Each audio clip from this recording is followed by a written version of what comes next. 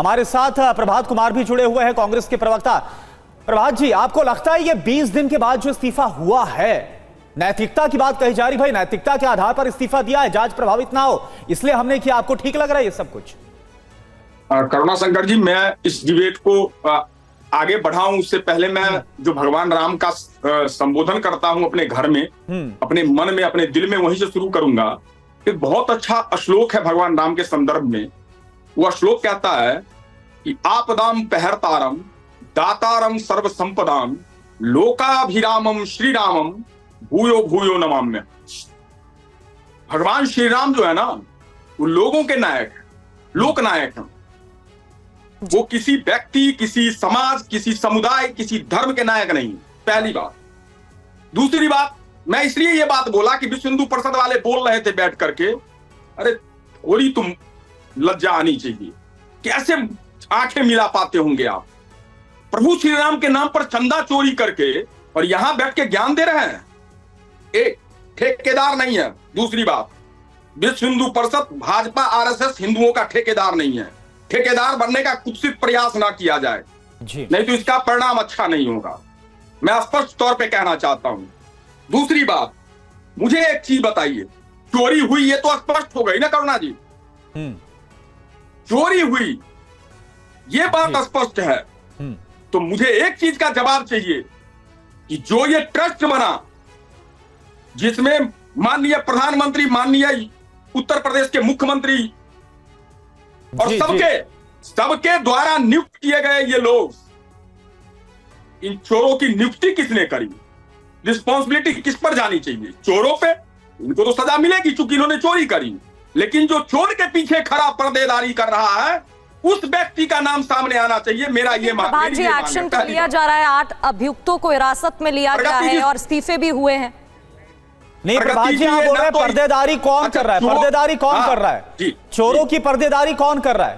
चोरों की पर्देदारी वो कर रहा है जो पिछले 20 दिनों से लगातार यह कुत्सित प्रयास कर रहा है कि एसआईटी खेल करके और तमाम सनातन धर्मावलंबियों के श्रद्धा पे और उनके मन पर कुठाराघात करने का जो कुत्सित प्रयास कर रहे हैं ना, वो व्यक्ति कौन है? एक सुनिए, बस खत्म कर रहा हूं करुणा जी। हाँ बोलिए। दूसरी बात, मैं मानस में मैंने देखा है राम के बारे में जो संबोधन है, कहता है बाबा तुलसी जब लिखते हैं राम के बारे में तो कहते हैं निर्मल मन जन सो मोहि पावा, निर्मल मन जन सो मोहि पावा, मोहि कपट छल छिद्र न भावा। ये कपटी, ये छलिया लोग भगवान राम का नाम लेकर के शुरू से, आज से नहीं 92 से लूट कर रहे हैं। ठीक है, अनिल दुबे जी भी हमारे साथ हैं, कहां गया? नहीं, आप जो रिएक्शन दे रहे हैं उनसे पूछ लेते हैं। लौटूंगी आपके पास। दूसरा एक और प्रश्न ले लीजिए प्रगति जी, फिर मैं खत्म कर दूंगा। एक प्रश्न मेरा ये था कि कौन व्यक्ति है जो इनको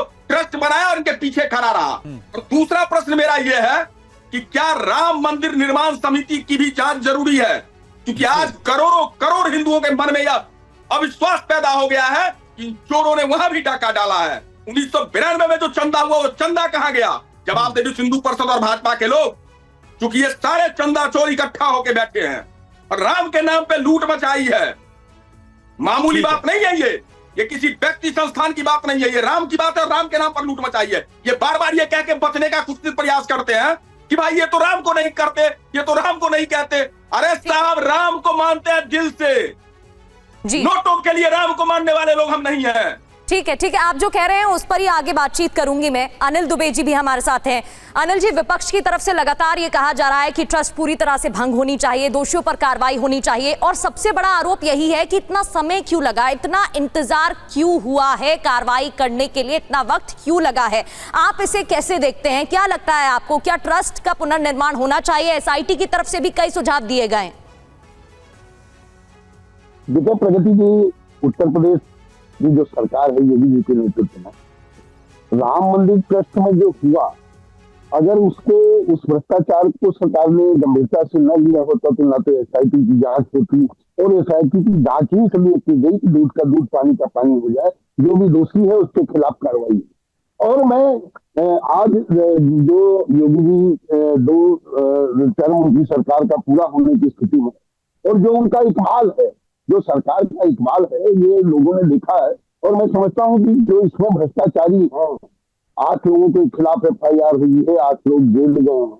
और ये जो बातें विपक्ष के लोग उठा रहे हैं, इनको ये ज्ञात होना चाहिए कि इन 8 लोगों को पुलिस वहां उनकी रिमांड पे लेने की तैयारी है और इनके बयान होंगे। और अगर ये 8 अभियुक्तों में से कोई भी किसी बड़े आदमी का नाम लेगा तो मैं नहीं समझता हूं कि जो उत्तर प्रदेश की सरकार है किसी को बख्शने वाली है।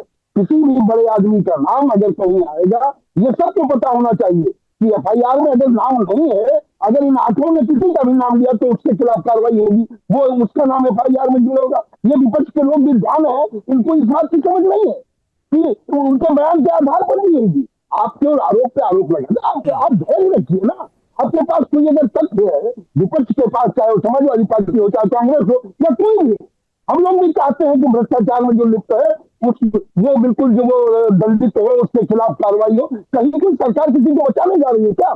जो भी भ्रष्टाचार में लिप्त होगा वो निश्चित रूप से फंसेगा, निश्चित रूप से जेल जाएगा। और इनके पास अगर कोई तथ्य तो ये शायद इनके सामने लाओ, या हम लोग इनको बताओ, हम लोग उसमें कार्रवाई कराने का काम करेंगे। कोई दोषी बचने वाला नहीं है। ये बेकार की बात कर जो है ये करते हैं, इनके पास कोई तथ्य नहीं है। अगर तथ्य हो तो ये बताओ। और बाकी सरकार पूरी गंभीरता से इसको ले रही है। ये आस्था का विषय है और मर्यादा पुरुषोत्तम राम के आदर्शों पर हम लोग चलते हैं और मर्यादा पुरुषोत्तम राम का जो आदर्श है उसका पूरी तरीके से पालन होगा। एक भी दोषी, एक भी भ्रष्टाचारी बचने वाला नहीं है। बिल्कुल, ये अनिल दुबे जी, जाहिर सी बात है काफी गंभीर अपराध है और जो भी दोषी है वो बचना भी नहीं चाहिए। और इसी को लेकर लगातार जो SIT की जांच है वो इस पूरे मामले में चल रही है।